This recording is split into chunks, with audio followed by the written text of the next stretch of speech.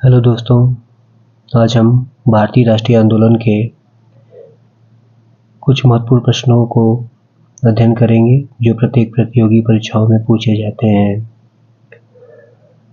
आइए स्टार्ट करते हैं। पहला प्रश्न, भारत में स्वदेशी आंदोलन की शुरुआत। इसका उत्तर है बंगाल विरोधी आंदोलन के बाद 7 अगस्त 1905 ईस्वी में प्रारंभ हुआ था। दूसरा प्रश्न, जलियांवाला बाग हत्याकांड का परिणाम निम्नलिखित में से कौन नहीं था। इसका उत्तर है पंजाब में अस्थायी शांति। और उसके बाद क्या क्या हुआ था। कई भारतीयों द्वारा ब्रिटिश उपाधियों और पदों का त्याग किया गया था। ब्रिटिश सरकार के प्रति गांधी जी की रवैया में बदलाव आया था। सेवा में जनरल डायर का निलंबन हुआ था। बाकी सब हुए थे, लेकिन ऑप्शन सी पंजाब में अस्थायी शांति नहीं हुई थी। और जलियांवाला बाग हत्याकांड कब हुआ था? 13 अप्रैल 1919 में हुआ था। अगला प्रश्न, तीसरा, खिलाफत आंदोलन की वजह से काम हुआ। उत्तर, केमल पाशा का तुर्की के सिंहासन पर पहुंचना। अगला प्रश्न, चौथा, यूके में भारत के स्वतंत्र होने पर कौन सी पार्टी सत्ता में थी? उत्तर, लेबर पार्टी यानी श्रम पार्टी। उस समय प्रधानमंत्री कौन थे जब भारत स्वतंत्र हुआ था? तब क्लीमेंट एटली थे। पांचवा प्रश्न, केंद्र में अंतरिम सरकार का गठन 1946 में हुआ था। किसके बाद हुआ था? कैबिनेट मिशन की यात्रा के बाद। इसके बारे में देखते हैं। भारत की एकता को बनाए रखने और इसकी स्वतंत्रता प्रदान करने के उद्देश्य से ब्रिटिश सरकार ने भारतीय राजनीतिक नेतृत्व को सत्ता हस्तांतरण पर चर्चा करने के लिए 24 मार्च 1946 को एक कैबिनेट मिशन भारत आया था। ब्रिटिश प्रधानमंत्री क्लीमेंट एटली की पहल पर गठित इस मिशन में लॉर्ड पैथिक लॉरेंस, भारत के राज्य सचिव, सर स्टैफोर्ड क्रिप्स, व्यापार बोर्ड के अध्यक्ष, और एवी अलेक्जेंडर प्रथम लॉर्ड इसके सदस्य थे। तो क्रिप्स मिशन के सदस्य कौन कौन थे? 3 लोग थे, Lord Pethick Lawrence, sir Stafford Cripps और एवी अलेक्जेंडर थे। कैबिनेट मिशन भारत कब आया था? 24 मार्च 1946 को। अगला प्रश्न, छठवां, भारत में अंबेडकर जयंती कब मनाई जाती है? उत्तर, 14 अप्रैल को। इसके बारे में देखते हैं। भीमराव रामजी अंबेडकर, जिनका जन्म 14 अप्रैल 1891 में हुआ था। डॉक्टर बाबा साहब अंबेडकर की पहली जयंती सदाशिव रणपीसे ने उन्हीं के 14 अप्रैल 1928 को पुणे नगर में मनाई थी। रणपीसे अंबेडकर के अनुयायी थे।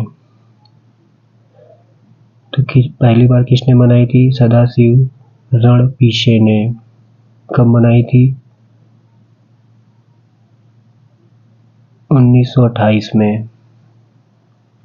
तो अम्बेडकर जयंती कब मनाई जाती है? 14 अप्रैल को। अगला प्रश्न 7वां, 19वीं शताब्दी में सबसे पहले शुरू किए जाने वाले सुधार आंदोलन कौन सा था? उत्तर ब्रह्म समाज। इसके बारे में देखते हैं। ब्रह्म समाज भारत का एक सामाजिक धार्मिक आंदोलन था जिसमें बंगाल के पुनर्जागरण युग को प्रभावित किया। इसके प्रवर्तक राजा राम मोहन राय अपने समय के विशिष्ट समाज सुधारक थे।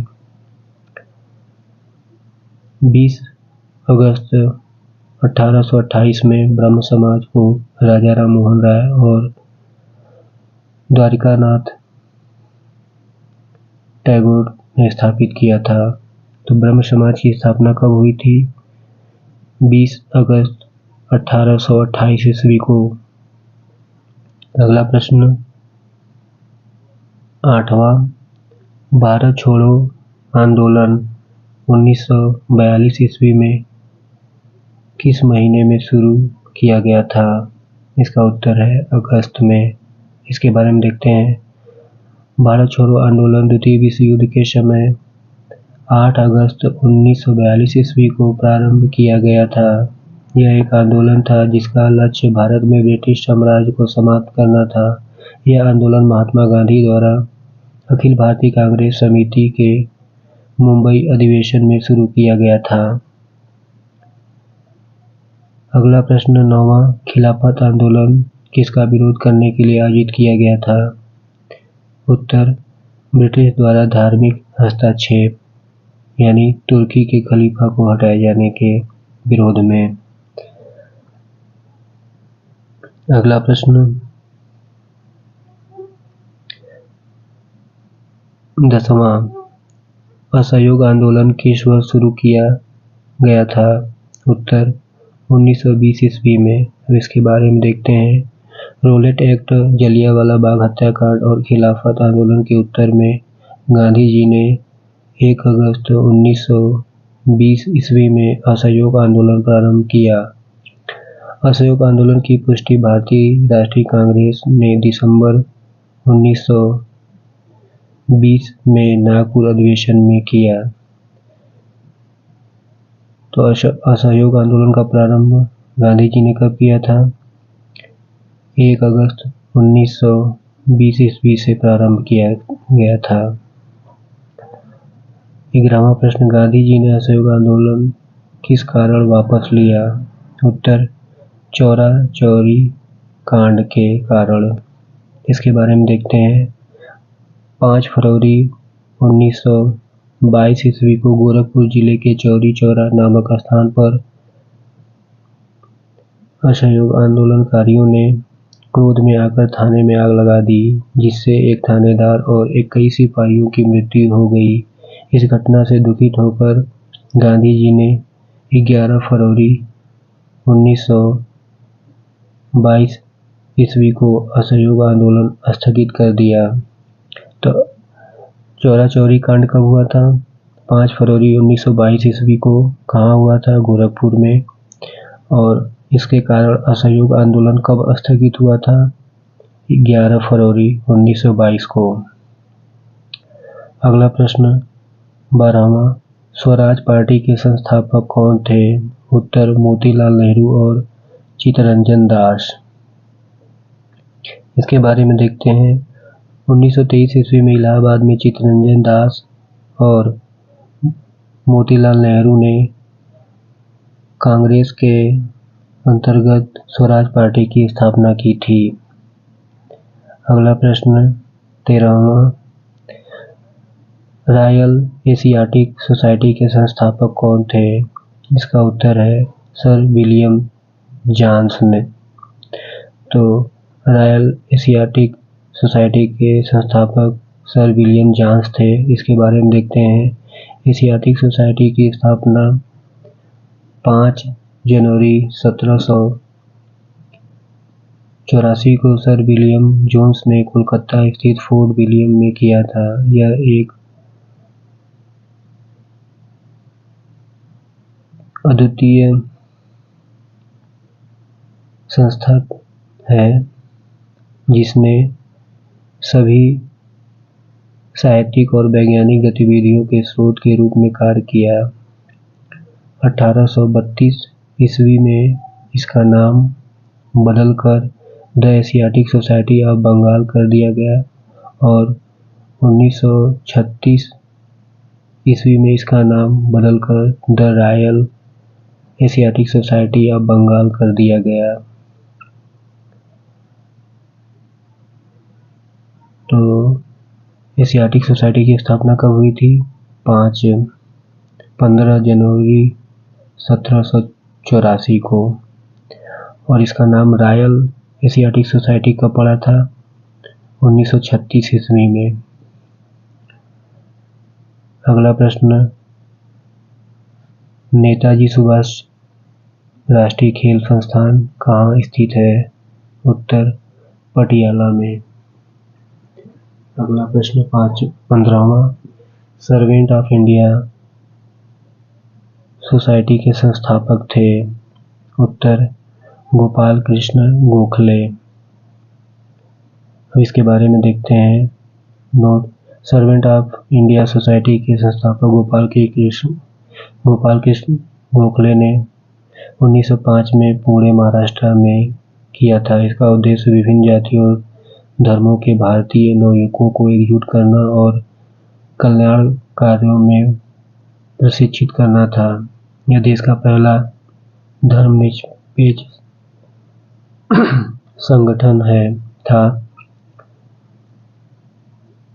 उनके साथ सुशिक्षित भारतीयों का एक छोटा सा समूह भी था जिसमें नतेश अप्पाजी द्रविड़, गोपाल कृष्ण देवधर और अनंत पटवर्धन शामिल थे, जो सामाजिक और मानवीय विकास को बढ़ावा देना चाहते थे और भारत में ब्रिटिश शासन को उखाड़ फेंकना चाहते थे।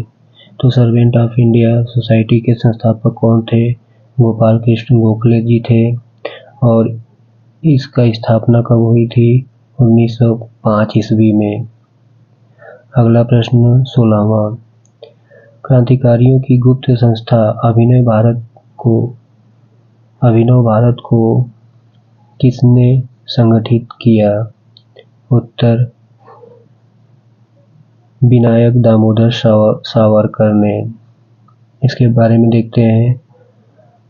अभिनव भारत समिति यंग इंडिया सोसाइटी 1904 में विनायक दामोदर सावरकर और उनके भाई गणेश दामोदर सावरकर व नारायण दामोदर सावरकर द्वारा स्थापित एक गुप्त समाज था।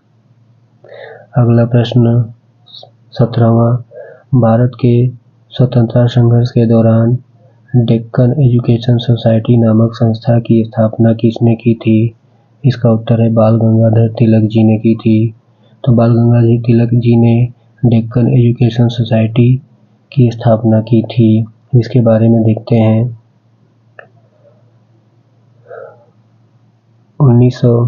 1880 में विष्णु शास्त्री चिपलूकर, लोकमान्य बाल गंगाधर तिलक और गोपाल गणेश अगरकर ने न्यू इंडिया स्कूल की स्थापना की, जो पुणे में पश्चिमी शिक्षा प्रदान करने वाला पहला देसी संचालित स्कूल में से था। 1884 में उन्होंने मानवीयों की सहायता से डेक्कन एजुकेशन सोसाइटी बनाई। कोल्हापुर के महाराजा छत्रपति साहू ने 1885 से 1922 में अपनी मृत्यु तक समाज के अध्यक्ष के रूप में कार्य किया। तो डेक्कन सोसाइटी एजुकेशन कब बनी थी? 1884 ईस्वी में। अगला प्रश्न, 18वां, निम्नलिखित प्रधानमंत्रियों में से किसने भारत में क्रिप्स मिशन भेजे? इसका उत्तर है विंस्टन चर्चिल ने। इसके बारे में देखते हैं। क्रिप्स मिशन मार्च 1942 में ब्रिटिश सरकार द्वारा भारत भेजा गया एक मिशन था, जिसका उद्देश्य द्वितीय विश्व युद्ध के समय अपने लिए भारत का पूर्ण सहयोग प्राप्त करना था। सर स्टैफोर्ड क्रिप्स इसके अध्यक्ष थे, जो विंस्टन चर्चिल के मंत्रिमंडल के साम्यवादी झुकाव वाले एक वरिष्ठ राजनेता और मंत्री थे। तो क्रिप्स मिशन भारत में कब आया था? मार्च 1942 ईस्वी में, और इसे उस समय के तत्कालिक प्रधानमंत्री यानी ब्रिटेन के विंस्टन चर्चिल ने भेजा था। अगला प्रश्न 19वां, 6 जुलाई 1942 में वर्धा में महात्मा गांधी ने कांग्रेस की कार्यकारी समिति में अपने भारत छोड़ो आंदोलन की चर्चा की। तब उस समिति के अध्यक्ष कौन थे? इसका उत्तर है मौलाना अबुल कलाम आजाद। तो मौलाना अबुल कलाम आजाद, जो 1942 में वर्धा में कांग्रेस की कार्यकारी समिति थी, ये उस समिति के अध्यक्ष थे। अगला प्रश्न 20वां, 14 जुलाई 1942 में कांग्रेस कार्यकारी समिति भारत छोड़ो आंदोलन का प्रस्ताव कहाँ पारित हुआ? उत्तर वर्धा में। अगला प्रश्न 21वां, भारत छोड़ो आंदोलन का प्रस्ताव बम्बई के किस मैदान में पारित किया गया? इसका उत्तर है ग्वालियर टैंक। तो ग्वालियर टैंक मैदान में मुंबई के वहाँ पे भारत छोड़ो आंदोलन प्रस्ताव पारित हुआ था। अगला प्रश्न 22वां, भारत छोड़ो आंदोलन कब प्रारंभ हुआ? 8 अगस्त 1942 ईस्वी को। तो भारत छोड़ो आंदोलन 8 अगस्त 1942 को पारित हुआ था। अगला प्रश्न, यह कथन हम भारत को या तो आजाद करेंगे या आज़ादी के प्रयास में दिवंगत होंगे, किससे जुड़ी हुई है? इसका उत्तर है भारत छोड़ो आंदोलन से। यानी भारत छोड़ो आंदोलन के समय कहा गया था कि हम भारत को या तो आज़ाद करेंगे या आज़ादी के प्रयास में दिवंगत होंगे। अगला प्रश्न 24वां,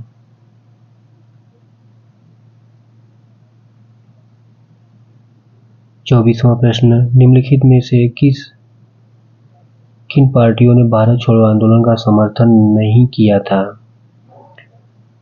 इसका उत्तर है, या ये जो तीनों ऑप्शन दिए हुए हैं, हिंदू महासभा ने नहीं किया था, कम्युनिस्ट पार्टी ऑफ इंडिया ने भी भारत छोड़ो आंदोलन का समर्थन नहीं किया था,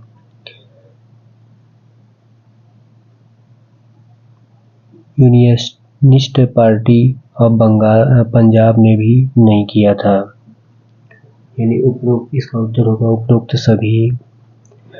यानी कौन कौन नहीं किया था? हिंदू महासभा ने नहीं किया था, कम्युनिस्ट पार्टी ऑफ इंडिया ने नहीं किया था, यूनियनिस्ट पार्टी ऑफ पंजाब ने भी नहीं किया था। 25वां प्रश्न, भारत छोड़ो आंदोलन के समय इंग्लैंड के प्रधानमंत्री कौन थे? उत्तर विंस्टन चर्चिल। तो भारत छोड़ो आंदोलन जो हुआ था वह 1942 ईस्वी में हुआ था, यानी 8 अगस्त 1942 ईस्वी में हुआ था। उस समय इंग्लैंड के प्रधानमंत्री विंस्टन चर्चिल थे, और भारत जब आज़ाद हुआ था 1947 में, उस समय भारत के जो ब्रिटेन यानी यूके के प्रधानमंत्री थे वो क्लीमेंट एटली थे। अगला प्रश्न 26वां, भारत छोड़ो आंदोलन के संदर्भ में महात्मा गांधी को कहाँ बंदी बनाया गया? उत्तर बम्बई में।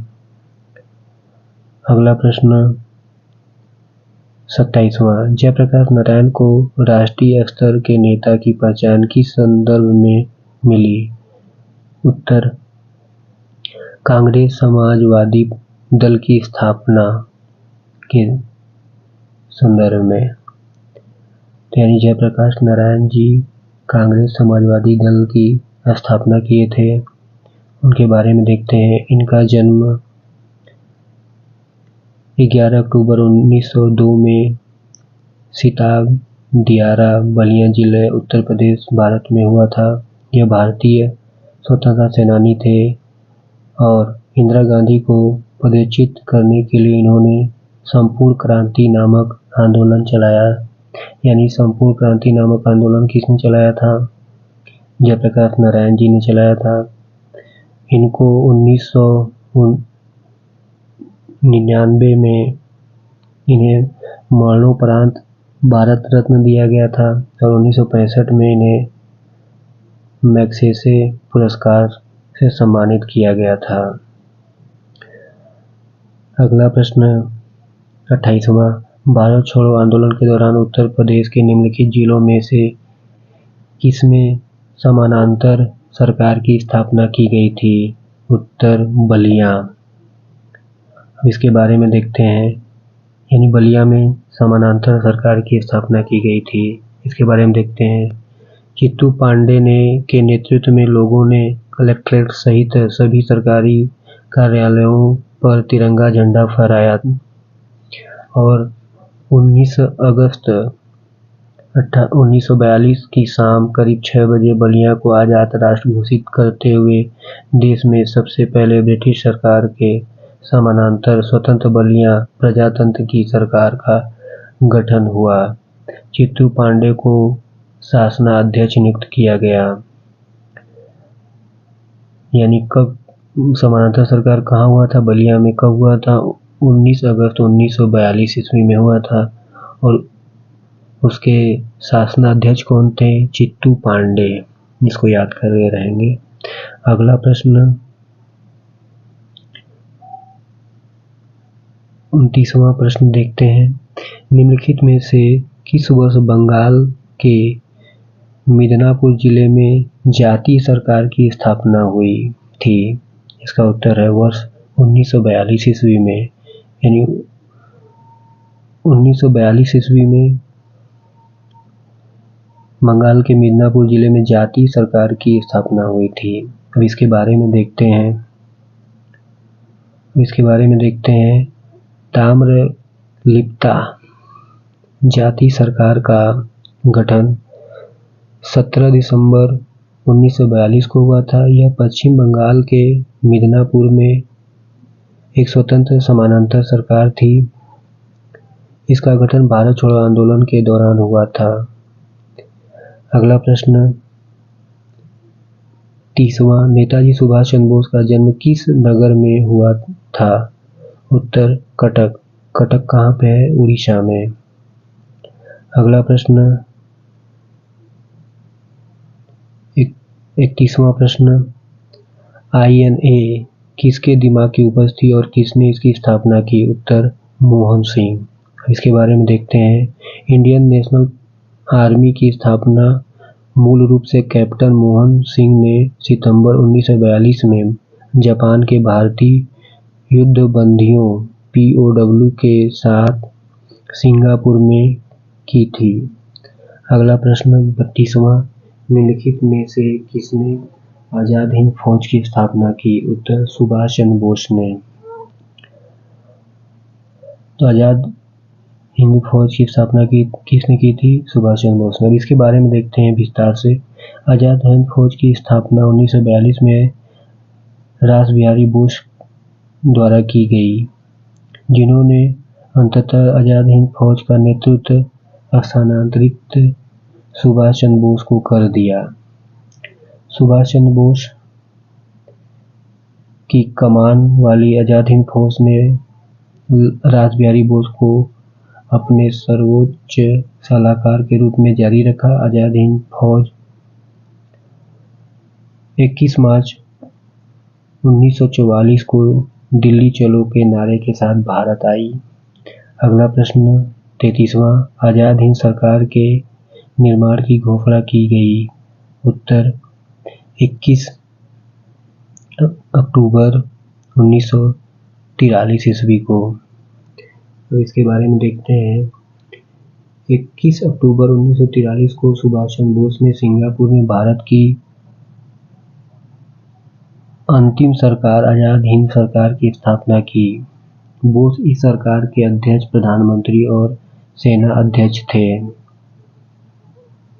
इस सरकार को जर्मनी, जापान, फिलीपींस, कोरिया, चीन, इटली, मंचुकुआ और आयरलैंड ने मान्यता दी थी। लगभग 9 देशों ने आज़ाद हिंद सरकार को मान्यता दी थी और आज़ाद हिंद सरकार के अध्यक्ष, प्रधानमंत्री और सेना अध्यक्ष सुभाष चंद्र बोस थे।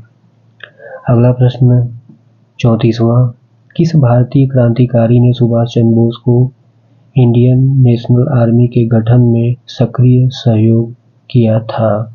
उत्तर रास बिहारी बोस जी ने किया था। यानी रास बिहारी बोस जी ने इंडियन नेशनल आर्मी के गठन में सक्रिय सहयोग किया था सुभाष चंद्र बोस जी का। अगला प्रश्न 35वां, सुभाष चंद्र बोस ने निम्नलिखित में से किस देश में आज़ाद हिंद रेडियो शुरू किया था? आज़ाद हिंद रेडियो शुरू किया था। उत्तर जर्मनी में। इसके बारे में देखते हैं।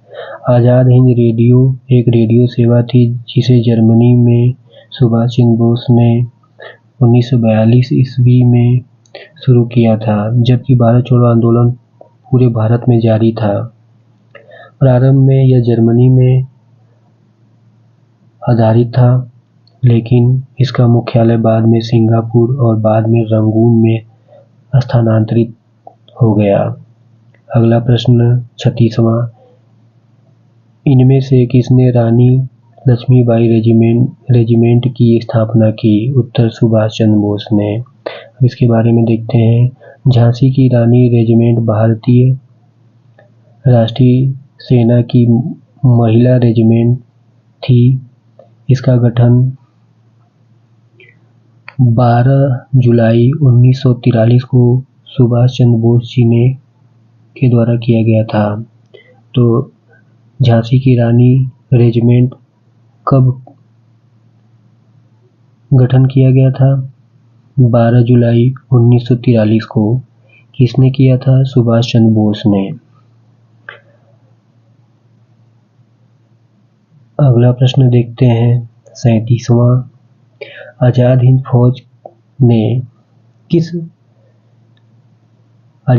फौज के किस सैनिक ने 7 वर्ष के कारावास का दंड दिया गया? उत्तर राशिद अली को। तो राशिद अली को 7 वर्ष का कारावास दंड दिया गया था। ये आज़ाद हिंद फौज के सैनिक थे। अगला प्रश्न 38वां, NINA के अधिकारियों पर मुकदमा चलाया गया था। उत्तर लाल किला दिल्ली में। इसके बारे में देखते हैं। नवंबर 1945 में भारतीय राष्ट्रीय सेना INA का मुकदमा लाल किले में शुरू हुआ। SN खान, PK सहगल और GS ढिल्लों पहले 3 वरिष्ठ INA अधिकारी भारत की आज़ादी के लिए लड़े। INA का फुल फॉर्म क्या है? भारतीय राष्ट्रीय सेना, यानी इंडियन नेशनल आर्मी। अगला प्रश्न, सुभाष चंद्र बोस का राजनीतिक गुरु कौन था? उत्तर CR दास। CR दास यानी चित्तरंजन दास, बंगाल, जो कि बंगाल के थे। इनके बारे में देखते हैं।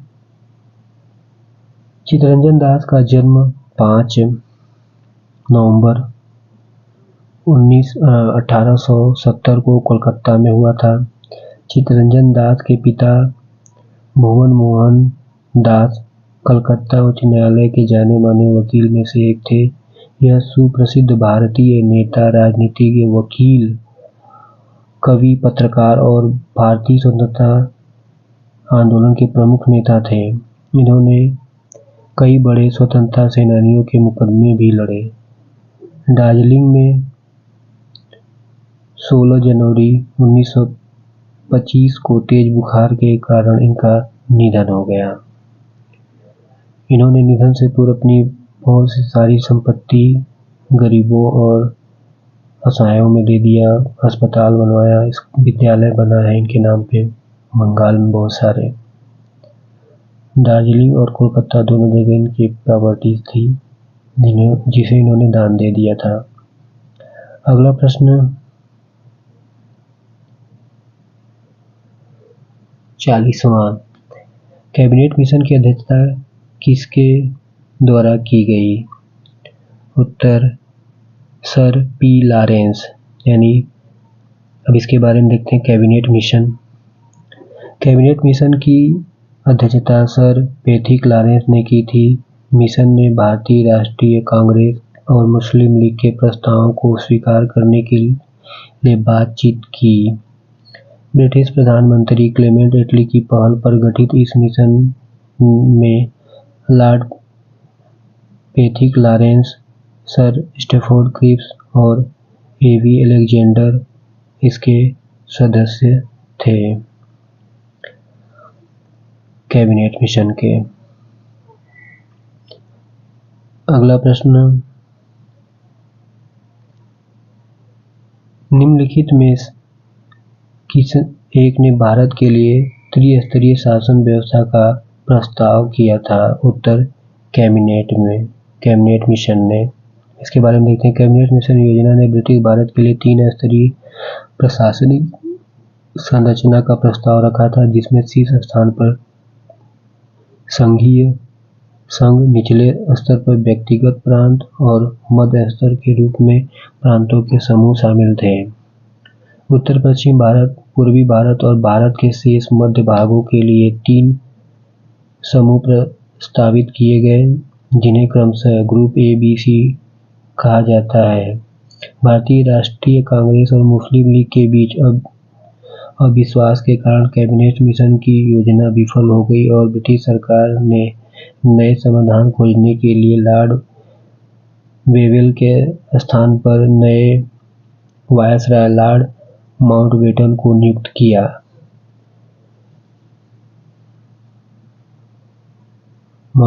उसके बाद माउंटबेटन योजना आई थी।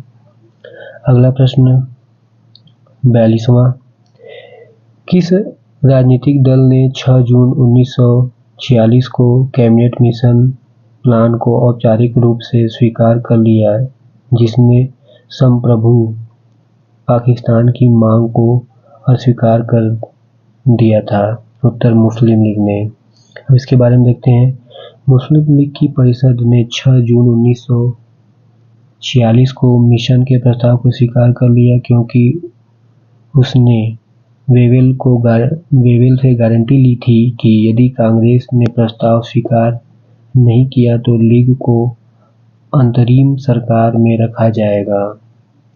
अगला प्रश्न 43वां, कैबिनेट मिशन के भारत आगमन के समय भारतीय राष्ट्रीय कांग्रेस के अध्यक्ष कौन था? उत्तर मौलाना अबुल कलाम आजाद। यानी जब कैबिनेट मिशन 1946 में भारत आया था, उस समय कांग्रेस के अध्यक्ष जो थे वो मौलाना अबुल कलाम आजाद थे। अगला प्रश्न 44वां, माउंटबेटन योजना आधार बनी? उत्तर सत्ता के हस्तांतरण की। यानी सत्ता का हस्तांतरण किसके कारण हुआ था? माउंटबेटन योजना के आधार पर हुआ था। अगला प्रश्न इसके बारे में देखते हैं। लॉर्ड माउंटबेटन ने भारत के विभाजन और सत्ता के त्वरित हस्तांतरण के लिए भारत भेजा गया। 3 जून 1947 को माउंटबेटन ने अपनी योजना प्रस्तुत की जिसमें भारत की राजनीतिक समस्या को हल करने के विभिन्न चरणों की रूपरेखा प्रस्तुत की गई थी। प्रारंभ में यह सत्ता हस्तांतरण विभाजित भारत की भारतीय सरकार को डोमिनियन के दर्जे के रूप में दिया जाना था। अगला प्रश्न, भारतीयों को वर्ष 1947 में सार्वभौम सत्ता सौंपने की योजना निम्नलिखित में से किस नाम से जानी जाती है? उत्तर, माउंटबेटन योजना। तो भारतीयों को सार्वभौम सत्ता सौंपने की योजना को क्या बोला जाता है? माउंटबेटन योजना। ये कब आई थी? 1947 में। और इस योजना को प्रस्तुत कब किया गया था? 3 जून 1947 को। अब इसके बारे में देखते हैं। जो योजना थी उसके प्रमुख प्रस्ताव क्या क्या थे? माउंटबेटन योजना के प्रमुख प्रस्ताव क्या क्या थे? 5 प्रस्ताव थे जो मेन थे। पहला, भारत को भारत और पाकिस्तान में विभाजित किया जाएगा। दूसरा था, बंगाल और पंजाब का विभाजन किया जाएगा और उत्तर पूर्वी सीमा प्रांत और असम के सिलहट जिले में जनमत संग्रह कराया जाएगा। तीसरा था, पाकिस्तान के लिए संविधान निर्माण हेतु एक पृथक संविधान सभा का गठन किया जाएगा। चौथा था, रियासतों को यह छूट होगी कि वे या तो पाकिस्तान में या भारत अधिराज्य में सम्मिलित हो जाएं या यथास्थिति में रहें। और पांचवा था, भारत और पाकिस्तान को सत्ता हस्तांतरण के लिए 15 अगस्त 1947 का दिन नियत किया गया था। तो ये 5 जो है माउंटबेटन प्रस्ताव पारित किए गए थे जिसके आधार पर 15 अगस्त 1947 को भारत आजाद हुआ था। उसके बाद अगला प्रश्न 46वां, भारत का अंतिम वायसराय था? उत्तर, लॉर्ड माउंटबेटन। अगला प्रश्न 47वां, लाल कुर्ती दल संगठित किया गया था? इसका उत्तर है अंग्रेजों को निकालने के लिए। अब इसके बारे में देखते हैं। खान अब्दुल गफ्फार खान ने 1920 के दशक में लाल कुर्ती आंदोलन शुरू किया था। यह भारत के पश्चिमोत्तर सीमांत प्रांत में एक आंदोलन चलाया। इस दल द्वारा चलाए गए आंदोलन को खुदाई खिदमत के नाम से जाना जाता है। यानी लाल कुर्ती आंदोलन को खुदाई खिदमत के नाम से भी जाना जाता है। इस आंदोलन का उद्देश्य सविनय अवज्ञा आंदोलन का समर्थन करना था। अगला प्रश्न 48वां, द इंडियन स्ट्रगल 1920 से 1934 पुस्तक निम्नलिखित में से कौन है? तो इस पुस्तक के लेखक कौन है द इंडियन स्ट्रगल के? उत्तर, सुभाष चंद्र बोस। तो सुभाष चंद्र बोस ने द इंडियन स्ट्रगल 1920 से 1934 पुस्तक को लिखा था। अगला प्रश्न 49वां, किस भारतीय व्यापारी ने गांधी जी के सर्वनिष्ठ उद्देश्य की ओर कार्य करने में उनकी सहायता के लिए लाभप्रद पूंजीवाद का समर्थन किया था? उत्तर, घनश्याम बिरला जी ने। यानी घनश्याम बिरला जी ने स्वतंत्रता के समय गांधी जी की बहुत ज़्यादा सहायता की थी। उनको आंदोलन को मजबूत करने के लिए धन की व्यवस्था उन्होंने कराई थी और उनके जो मतलब जान पहचान के जितने भी कारोबारी थे उनको प्रोत्साहित किया था कि आंदोलनकारियों के हाथ मजबूत किया जाए जिससे कि देश आज़ाद हो सके। अगला प्रश्न 50वां, अप्रैल 1917 में महात्मा गांधी जी से संबंधित किस घटना को 100 वर्ष पूरे होने का समारोह मनाया गया था? उत्तर, चंपारण सत्याग्रह। यानी चंपारण सत्याग्रह कब हुआ था? 1917 ईस्वी में हुआ था। अगला प्रश्न 51वां, फिनिक्स बस्ती व्यवस्थापन का संस्थापक इनमें से कौन था? उत्तर, महात्मा गांधी।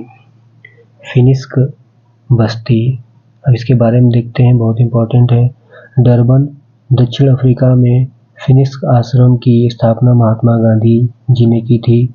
दक्षिण अफ्रीका में फिनिक्स बस्ती की स्थापना का मूल उद्देश्य सामूहिक जीवन, शारीरिक श्रम, समय का सदुपयोग और निफायत जैसे चीजें जिनमें महात्मा गांधी की पहचान भी जुड़ी थी को व्यवस्थित करना था।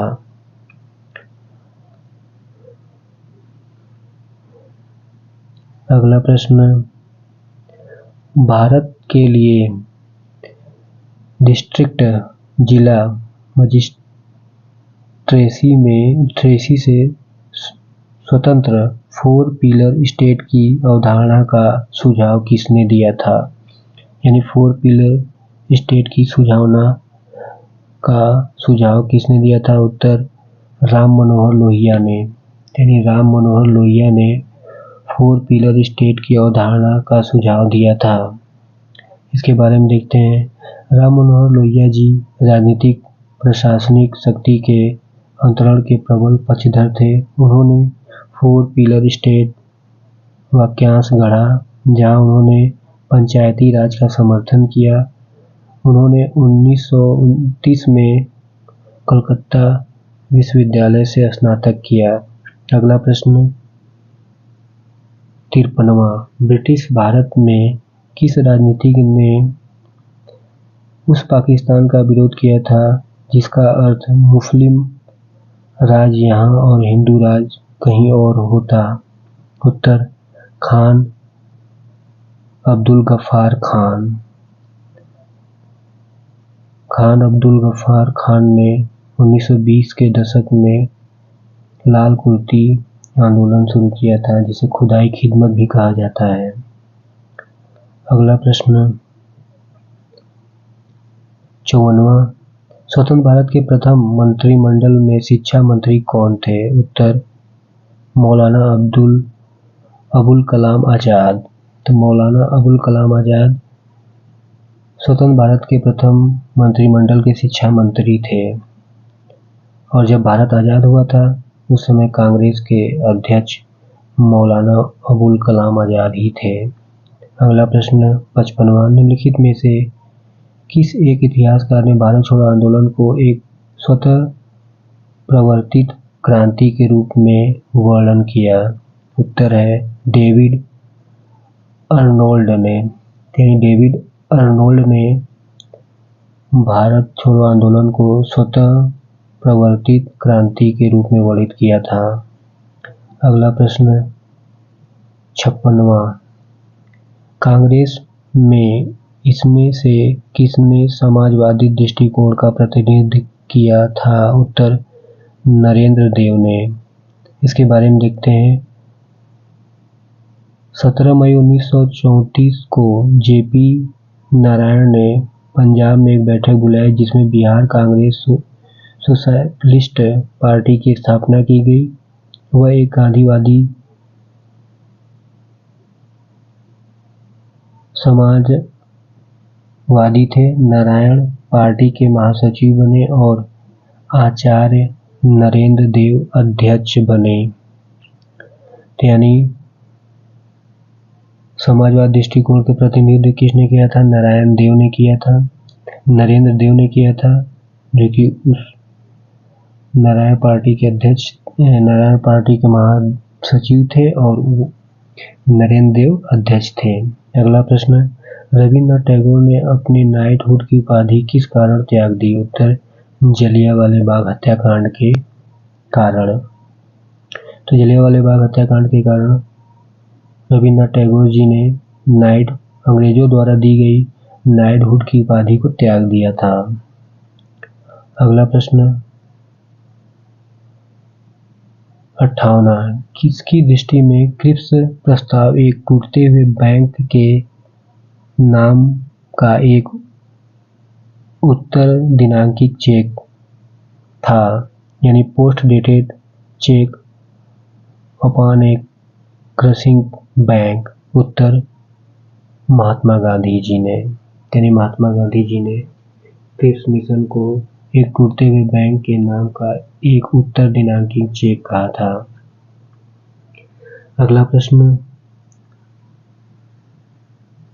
59वां निम्नलिखित ऐतिहासिक घटनाओं को उनके कालक्रम के अनुसार व्यवस्थित करें। तो कौन कौन सी घटना है? चंपारण, बंगाल विभाजन और जलियांवाला बाग हत्याकांड। तो दोस्तों इसका ऑप्शन है 2, 1, 3। तो बंगाल का विभाजन जो हुआ था 1905 में हुआ था। चंपारण सत्याग्रह 1917 में हुआ था और जलियांवाला बाग हत्याकांड 13 अप्रैल 1919 में हुआ था। इसके बारे में यहाँ पे दिया हुआ है, पढ़ लेंगे। जब बंगाल विभाजन हुआ था उस समय यहाँ भारत का वायसराय कौन था? कर्जन, लॉर्ड कर्जन था। और चंपारण गांधी जी के नेतृत्व में बिहार के चंपारण जिले में सन 1917 को एक आंदोलन हुआ। इसमें चंपारण सत्याग्रह के नाम से जाना गया। महात्मा गांधी के नेतृत्व में भारत में किया गया यह पहला सत्याग्रह था। इसमें बिहार के राजकुमार शुक्ल और कुमुदधारी प्रसाद चौहान ने महात्मा गांधी का भरपूर साथ दिया था। और जलियांवाला बाग हत्याकांड भारत के पंजाब प्रांत के अमृतसर के स्वर्ण मंदिर के निकट जलियांवाला बाग में 13 अप्रैल 1919 बैसाखी के दिन हुआ था। तो इस क्वेश्चन का जो आंसर है वो है पहले दूसरा रहेगा, फिर 1 रहेगा, फिर 3 रहेगा, क्योंकि बंगाल विभाजन 1905 में हुआ था, चंपारण सत्याग्रह 1907 में 1917 में हुआ था और जलियांवाला बाग हत्याकांड 1919 में हुआ था। अगला प्रश्न 60वां। वर्ष 1945 की प्रमुख घटनाएं निम्नलिखित थीं। यहाँ पे 4 घटनाएं दी हुई हैं। वेवेल योजना, शिमला सम्मेलन, नौसेना विद्रोह, आजाद हिंद फौज मुकदमा। तो इसका उत्तर है पहला, दूसरा और चौथा। यानी 1945 में वेवेल योजना, शिमला सम्मेलन और आजाद हिंद फौज मुकदमा हुआ था। नौसेना विद्रोह 1945 में नहीं हुआ था। अगला प्रश्न 61वां। भारतीय स्वतंत्रता संघर्ष के संबंध में निम्नलिखित घटनाओं पर विचार कीजिए और उन्हें कालक्रमानुसार व्यवस्थित कीजिए। पहला घटना है रॉयल इंडिया नेवी में गदर, भारत छोड़ो आंदोलन का प्रारंभ, द्वितीय गोलमेज सम्मेलन। इसका उत्तर है पहले तीसरा, फिर दूसरा, फिर पहला। अब देखते हैं बारी बारी से। द्वितीय गोलमेज सम्मेलन 7 सितंबर 1931 को प्रारंभ हुआ था, जिसमें कांग्रेस ने भी भाग लिया था। और दूसरा भारत छोड़ो आंदोलन द्वितीय विश्व युद्ध के समय 8 अगस्त 1942 को प्रारंभ किया गया था। यह एक युद्ध आंदोलन था जिसका लक्ष्य भारत में ब्रिटिश साम्राज्य को समाप्त करना था। और तीसरा नौसेना विद्रोह कब हुआ था? 18 फरवरी 1946 को बॉम्बे में सिग्नल स्कूल के तकरीबन 1100 भारतीय नाविकों एवं HMIS तलवार के जहाजों और रॉयल इंडियन नेवी यानी RIN ने भूख हड़ताल की घोषणा की, जो नौसेना में भारतीयों की स्थिति और उनके साथ व्यवहार से प्रभावित थी। अगला प्रश्न, स्वराज शब्द का प्रयोग सर्वप्रथम किसने किया? उत्तर, बाल गंगाधर तिलक ने। तो आज़ादी के समय बाल गंगाधर तिलक जी ने नारा दिया, स्वराज मेरा जन्मसिद्ध अधिकार है और मैं इसे लेकर रहूंगा। स्वराज शब्द का सबसे पहले बाल गंगाधर तिलक जी द्वारा गढ़ा गया था, लेकिन उससे पहले स्वराज शब्द के नाम 2 बार और लिए गए थे, लेकिन उसमें उतना उसका जोरदार समर्थन नहीं हुआ था। 1906 में कोलकाता के कांग्रेस अधिवेशन में दादा भाई नौरोजी ने स्वराज शब्द का प्रयोग किया था।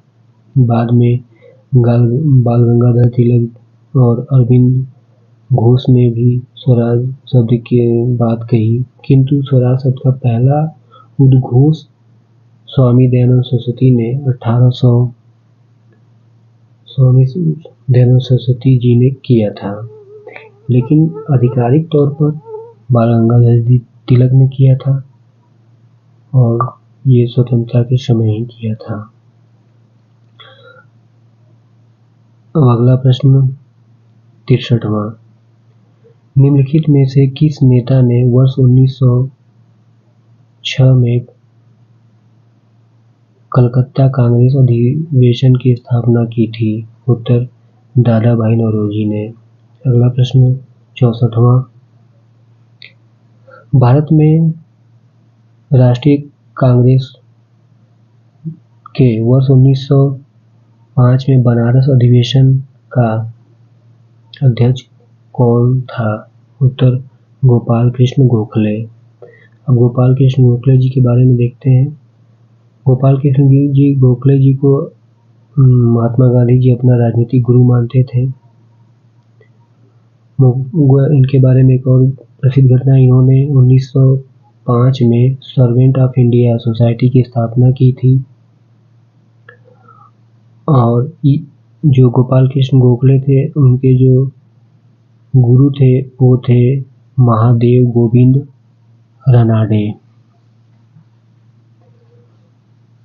और ये वृत्ति मामलों के अद्वितीय समझ थी इनमें और उस पर अधिकार पूर्वक बहस करने की क्षमता थी, जिसे उन्हें भारत के ग्लैडस्टोन कहा जाता था। ग्लैडस्टोन, यानी ये भी याद करें कि गोपाल कृष्ण गोखले जी को ग्लैडस्टोन भी कहा जाता था। अगला प्रश्न 65वां, कांग्रेस के मंच से भारतीय राष्ट्रीय कांग्रेस के किस अधिवेशन में प्रथम बार स्वराज शब्द व्यक्त किया गया था? उत्तर, कोलकाता अधिवेशन 1906 ईस्वी में। यानी कोलकाता अधिवेशन 1906 ईस्वी की अध्यक्षता कौन किया था? तो इसके अध्यक्ष थे दादा भाई नौरोजी। अगला प्रश्न 66वां, ब्रिटिश पार्लियामेंट में चुने जाने वाला प्रथम भारतीय कौन था? इसका उत्तर है दादा भाई नौरोजी। इसके बारे में देखते हैं। दादा भाई नौरोजी ब्रिटिश संसद के सदस्य बनने वाले पहले भारतीय थे। वह 1892 के आम चुनाव में किंग्सबरी सेंट्रल में लिबरल पार्टी के लिए चुने गए पहले ब्रिटिश भारतीय सांसद थे। धन्यवाद दोस्तों, आपको वीडियो कैसा लगा कमेंट में ज़रूर बताएं और चैनल को लाइक और सब्सक्राइब जरूर करें। धन्यवाद, मिलते हैं इसी तरह के अगले वीडियो में।